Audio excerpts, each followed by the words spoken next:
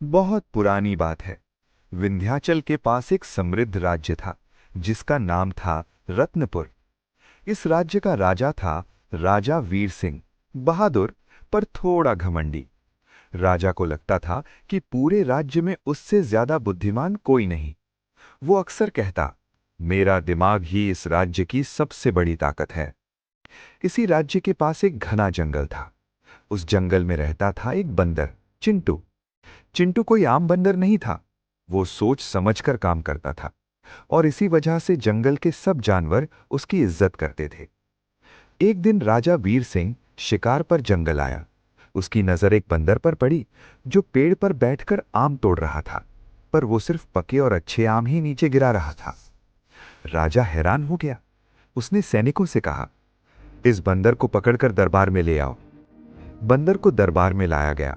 राजा ने पूछा, तू खुद को इतना चालाक क्यों समझता है? बंदर ने शांत आवाज में कहा, महाराज, मैं चालाक नहीं, बस सोच समझकर काम करता हूं। राजा को गुस्सा आ गया। उसने कहा, अगर तू इतना ही बुद्धिमान है तो मेरी 3 पहेलियों का जवाब दे। अगर गलत हुआ तो जेल। बंदर मुस्कुराया और बोला, जैसे आपका आदेश महाराज।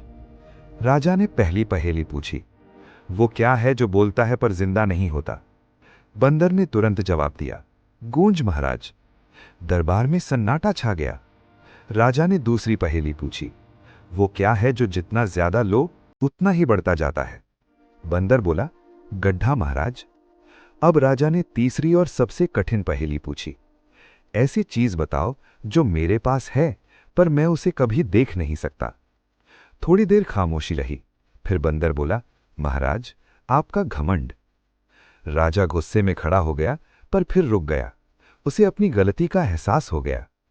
राजा ने कहा, आज एक बंदर ने मुझे सच्चा ज्ञान दिया। उसने बंदर को आजाद कर दिया। बंदर जंगल की तरफ जाते हुए बोला, समझदारी का ताज सिर पर नहीं, दिमाग में होता है महाराज। और उस दिन के बाद राजा वीर सिंह एक घमंडी राजा नहीं, बल्कि एक समझदार और न्यायप्रिय राजा बन गया। इस कहानी से हमें ये सीख मिलती है कि घमंड अक्ल को अंधा कर देता है और सच कभी भी कहीं से भी आ सकता है।